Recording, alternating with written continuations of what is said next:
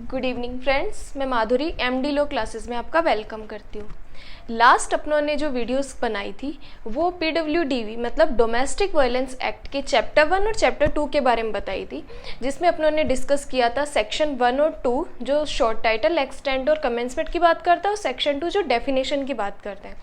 आज बात कर रहे इससे बाद अपनों ने बात की थी सेक्शन 3 जो डोमेस्टिक वायलेंस एक्ट की डेफिनेशन बताता है। डोमेस्टिक वायलेंस की डेफिनेशन बताता है कि घरेलू हिंसा कब मानी जाएगी, जो व्यथित व्यक्ति के साथ कौन से ऐसे काम होते हैं, कौन से ऐसे प्रत्यर्थी द्वारा ऐसा एक्ट ओमिशन किया जाता है जो डोमेस्टिक वायलेंस काउंट होते हैं।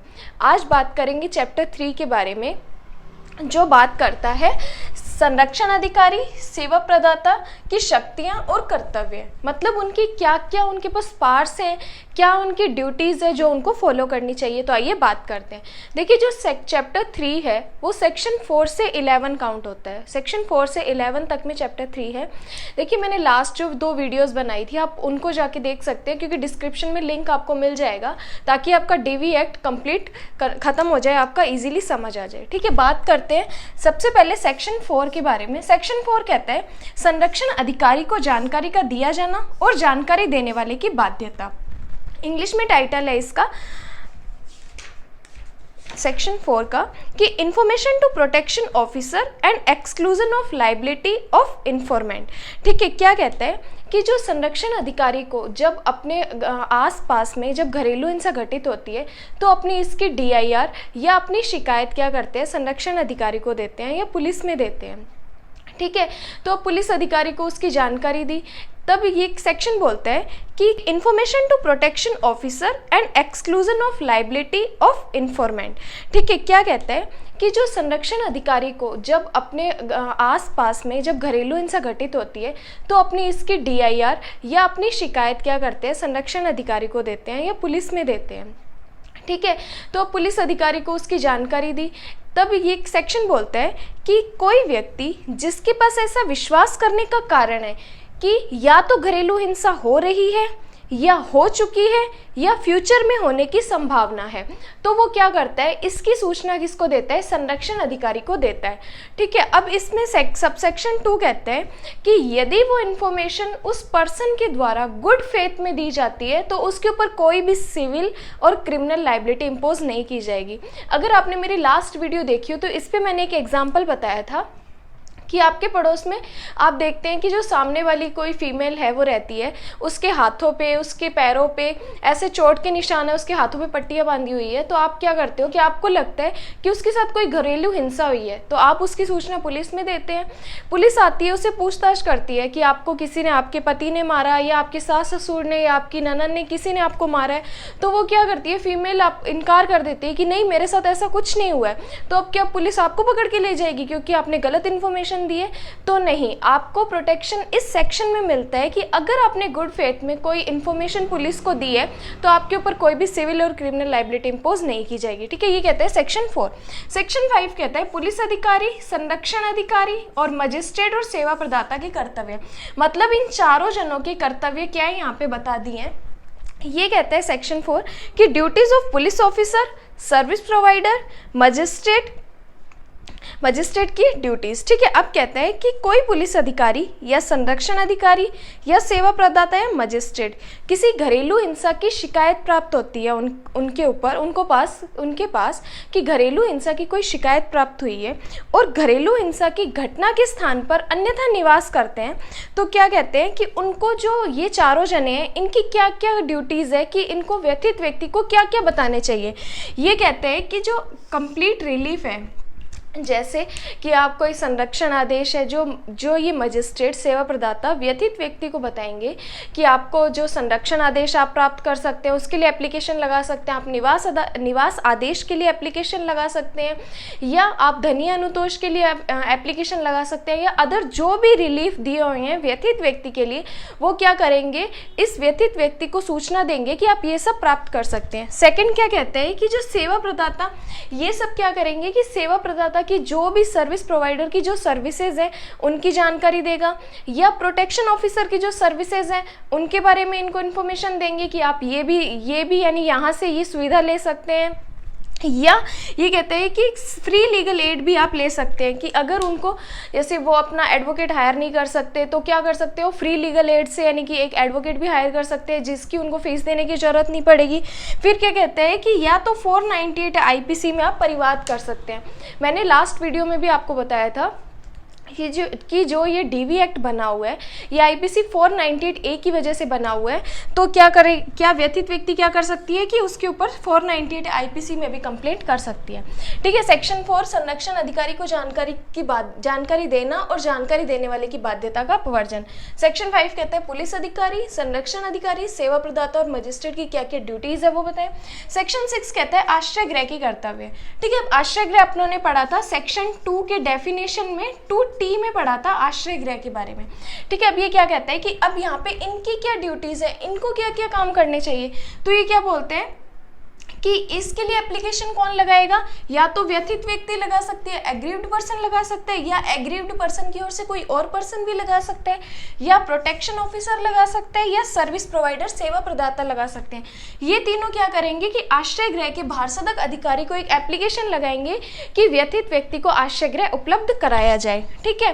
देन सेक्शन 7 कहते हैं चिकित्सीय सुविधाओं के कर्तव्य। अब जो चिकित्सीय सुविधा के कर्तव्य क्या ड्यूटीज होंगी, इसके लिए एप्लीकेशन कौन लगाएगा, या तो एग्रीव्ड पर्सन, या एग्रीव्ड पर्सन की ओर से कोई अदर पर्सन, या प्रोटेक्शन ऑफिसर, संरक्षण अधिकारी, या सर्विस प्रोवाइडर। ये तीनों क्या करेंगे कि चिकित्सीय सुविधा के भारसाधक अधिकारी को एप्लीकेशन लगाएंगे कि जो व्यथित व्यक्ति को ये सुविधा उपलब्ध कराई जाए। ये सेक्शन 7 काउंट होता है। देन सेक्शन 8 संरक्षण अधिकारी की अपॉइंटमेंट। ये इंपॉर्टेंट क्वेश्चन है मेंस के लिए, आप डायरेक्ट में इसको इंपॉर्टेंट लगा सकते हैं कि संरक्षण अधिकारी की अपॉइंटमेंट कैसे होगी, क्योंकि जो डीवी एक्ट में जो मेन पर्सन होता है वो संरक्षण अधिकारी प्रोटेक्शन ऑफिसर ही होता है। अब इसकी अपॉइंटमेंट कैसे होगी, तो सबसे पहले कौन अपॉइंट करेगा इनको, स्टेट गवर्नमेंट अपॉइंट करेगी। कौन करेगी, स्टेट गवर्नमेंट अपॉइंट करेगी।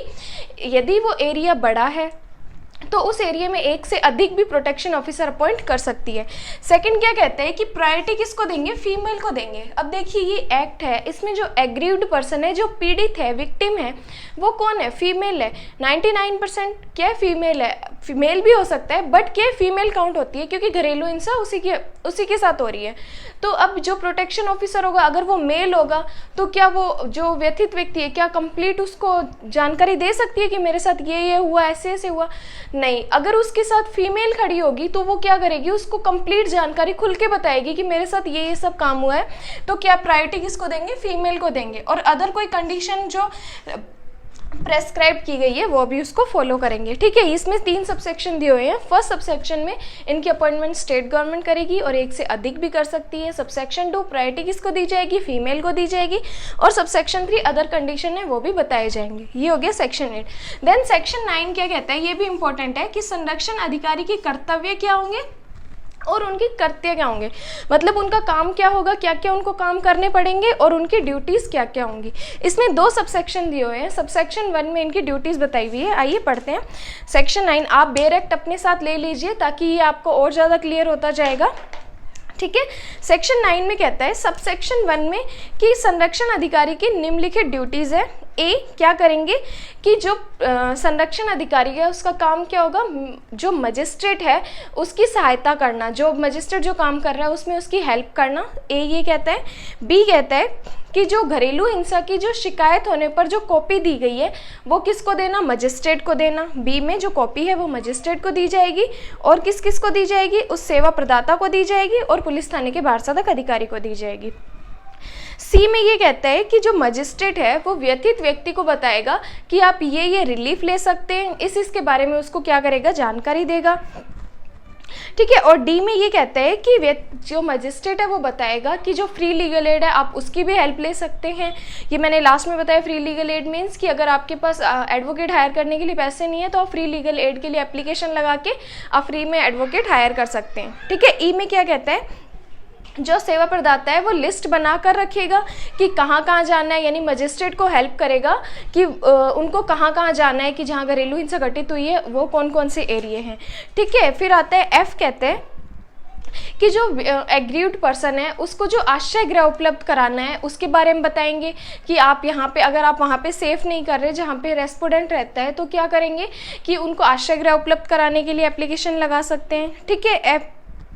फिर जी में कहते हैं कि अगर आपको कोई चिकित्सीय सुविधा करनी है, नहीं कोई आपको चिकित्सीय प्रशिक्षण करना है, तो उसके लिए भी आप एप्लीकेशन लगा सकते हैं। ठीक है। एच में कहते हैं कि आप जो मॉनिटरी रिलीफ है, जो आप मॉनिटरी रिलीफ लेंगे वो कैसे लेंगे, वो सीआरपीसी के अकॉर्डिंग आप मॉनिटरी रिलीफ प्राप्त कर सकते हैं। और आई में कहता है कि अदर जो भी बताए हुए हैं, अदर जो भी कर्तव्य बताए हुए हैं उनका पालन किया जाएगा।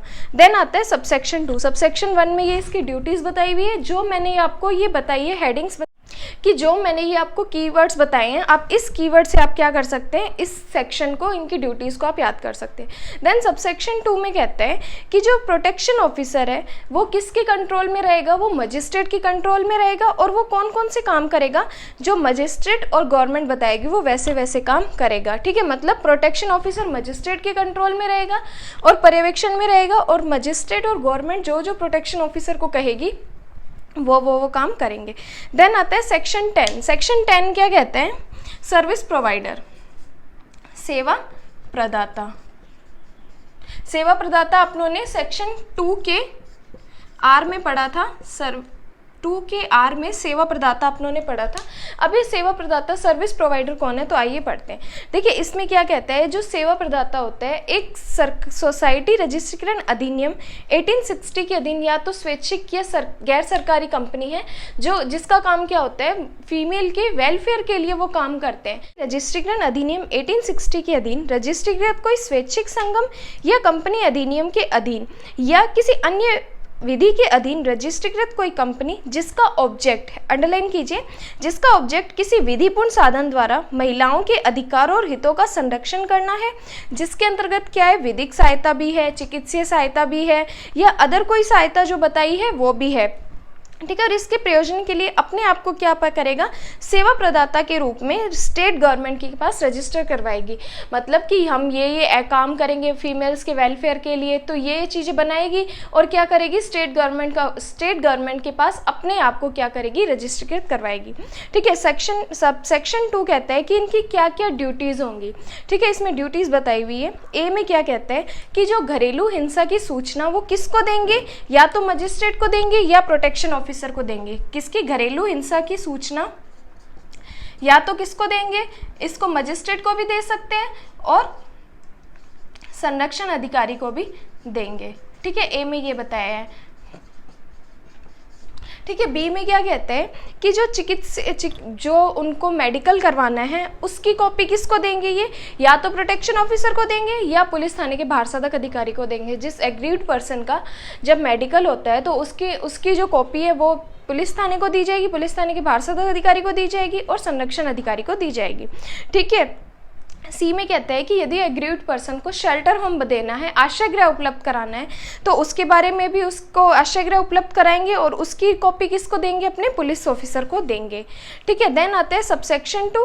सबसेक्शन 2 कहता है कि यदि सर्विस प्रोवाइडर गुड फेथ में कोई काम करता है तो उसके ऊपर कोई भी सिविल और क्रिमिनल लाइबिलिटी इम्पोज नहीं की जाएगी। देखिए सेक्शन 4 में अपनों ने पढ़ा कि किसी पर्सन के ऊपर सिविल और क्रिमिनल लाइबिलिटी इम्पोज नहीं की जाएगी यदि वह गुड फेथ में एक्ट करता है। अब सेक्शन 10 में अपनों को ये बता दिया कि सर्विस प्रोवाइडर भी कोई ऐसा काम करता है, गुड फेथ में काम करता है, तो उसके ऊपर भी कोई सिविल और क्रिमिनल लाइबिलिटी इम्पोज नहीं की जाएगी। देन आता है सेक्शन 11।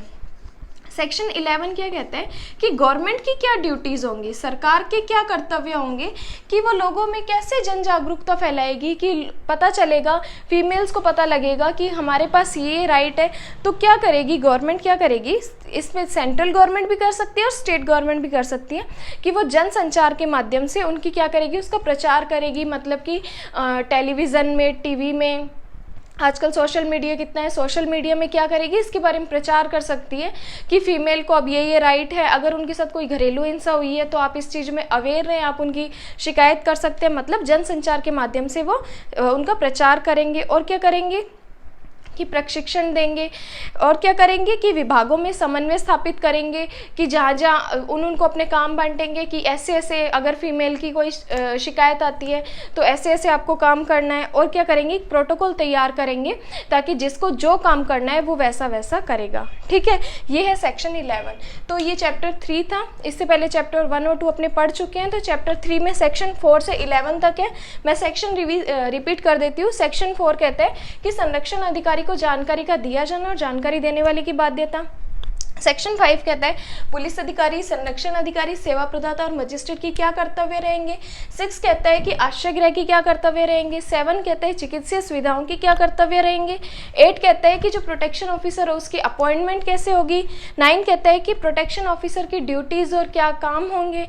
ठीक है। 10 कहता है कि सेवा प्रदाता कैसे होगी, कौन होगा, उसके क्या कर्तव्य होंगे। और 11 कहता है कि गवर्नमेंट की क्या ड्यूटीज़ है। ठीक है। आई होप मेरी ये वीडियो आपको पसंद आई हो, तो मेरे चैनल को सब्सक्राइब कर देना और मेरी वीडियो को लाइक कर देना।